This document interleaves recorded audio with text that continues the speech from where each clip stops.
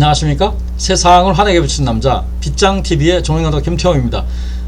계속 요즘 빗장TV에서 드라마 제작 얘기하고 있는데요. 그 중에서 미술을 끝나고 기술 중에서 이제 기술감독, 오늘은 기술감독 인터뷰 마지막 시간입니다. 세 번째 마지막 시간인데요. 요거는 드라마는 아닌데 지금 예능 프로그램에 라디오스타에서 지금 연기자가 나와 있는 건데, 요거는 조연출, 메인 연출은 플로어에 내려가 있어요. 플로어에 내려가 있고 조연출이 있고, 여기 기술감독이 지금 카트하는 모습을 제가 또 드라마는 아니지만 제가 한번 담아봤습니다. 자, 질문 속으로 들어가도록 할게요.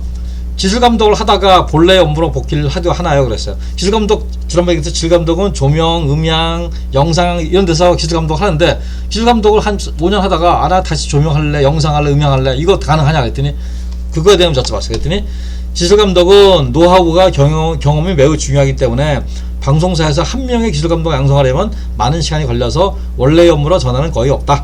기술감독을 하다가 부서장, 관리자가 되면 기술감독직을 내려놓기도 하지만 나중에 부서장을 내려놓으면 다시 기술감독으로 컴백하는 편이다. 이런 거예요. 기본적으로 기술감독은 키우기가 굉장히 어려워요. 그러니까 어렵기 때문에 어려운 사람을 키웠다가 다시 원대복귀한다? 이거 굉장히 방송사에서 손해야. 그러니까 한 번 기술감독을 하게 되면 계속 하게 돼. 그러는데 안 하는 경우 같은 경우는 우리가 제작이라든가 이런 걸 우리는 현업이라고 그래요. 현업하고 그걸 관리하는 사람을 관리라고 그래요. 관리자가 올라가. 그러니까 관리자는 이제 보직부장이라고 하죠. 보직부장, 국장 이런 사람들은 현업을 안 해요. 못 해요. 그러다 보니까 현업을 떠나게 됐다가 다시 보직은 또 바뀌어요. 그럼 3년 뒤에 바뀌었다. 그럼 다시 기술감독가 내려오고 이렇게 한다. 그래서 원래 원위치 되는 경우는 거의 없다. 그리고 갔다가도 다시 기술감독을 한다. 이렇게 보시면 되겠습니다. 그냥 한 명을 키우기 굉장히 힘들어요. 특히 음악 중심 기술감독은요, 보통 3개월 이상 걸려요.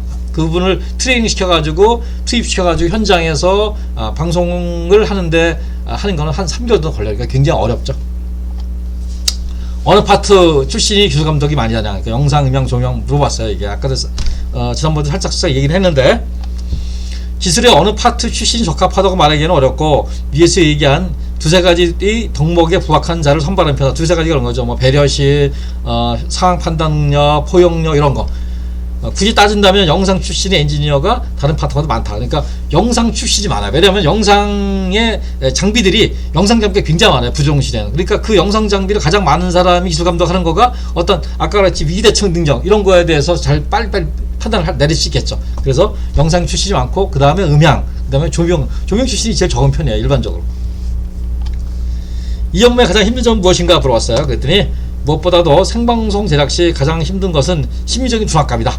3-4시간 이상 진행되는 연말의 쇼 프로그램이나 10시간 이상 제작되는 선거방송, 그리고 VIP 행사 시 기술감독이 겪는 중압감은 같이 방송하는 다른 스태프보다 엄청난 스트레스로 다가옵니다. 그래서 기술감독은 담대함과 멘탈 관리가 중요하다. 그러니까 생방송 이런 거죠. 생방송 음악 중심이라든가 이런 거 중요하고, 3시간, 4시간 진행되는 연말 가요대제전, 연말 연기대상, 연예대상 이런 거, 그리고 선거방송, 국회의원 선거, 대통령 선거, 이런 선거방송, 이게 10시간 되거든, 이런 것. 그리고 VIP는 대통령 행사죠. 굉장히 중요해요. 잘하면 본전이, 잘못되면은 큰일 나죠. 큰일 나는 게 아니라, 다른 거보다 더 많이 이 욕을 먹을 수가 있어요. 사고가 나면은. 그래서 담대함과 멘탈 관리가 굉장히 중요하다. 이렇게 얘기를 했습니다. 엔지니어의 꽃을 기술감독이라 해도 될까요? 여쭤봤어요. 엔지니어 꽃을. 그랬더니 개인적인 생각이지만 기술과 기타 제작의 파트를 융합해 프로그램을 제작해야 되기 때문에 엔지니어의 꽃이다 생각한다. 요즘에는 힘들어서 많은 엔지니어가 기술감독을 원치는 않지만 아무나 기술감독이 되는 건 아니다. 그런 거예요. 꽃인데 사람들은 꽃이 안 되려고. 왜냐면 편하게 하려고 그러는 거 좀 많아요. 편하게 지내다 보니까 기술감독 안 하려고 그래요. 그러다 보니까, 그렇지만은 모든 사람이 기술감독 되는 게 아니다. 기술감독 되려면 기술적인 것도 잘해야 되지만은 연출자와의 소통 능력, 그 다음에 그 스태프과의 소통 능력, 또 카메라맨들의 소통 능력, 또 다른 연기자 이런 사람들이랑 다 그런 소통 능력이 잘 있어야 돼. 그렇기 때문에 서로 많은 사람이 지원을 하지 않지만은 아무나 되는 게 아니다. 그래서 제가 보기에는 엔지니어 꽃이 기술감독이 맞긴 맞아요. 그래서 저도 한번 50대 초반에 기술감독 제의가 왔었어요. 근데 왔는데 안 한 이유가, 기술감독을 하게 되면은 기술감독은 제가 보기엔 창의적이지가 못하다.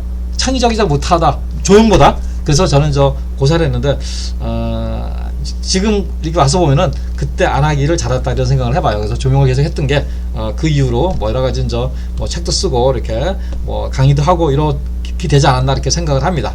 그래서 오늘 기술감독 업무에 대해서 이렇게 알아봤고, 다음 시간에는 이제 조명에 대한 얘기를 한번 드라마 조명 얘기를 한번 쭉 좀 많이 해보려고 그래요. 그러니까 또 조명은 또 제가 이 오랫동안 했던 업무 중에 하나라 가지고 할 얘기가 좀 많이 있습니다. 그런 내용을 이렇게 잘게 또 쪼개서 한번 또 진행을 해보도록 하겠습니다. 이상 세상을 환하게 비추는 남자 빗장TV의 조명감독 김태형이었습니다. 감사합니다.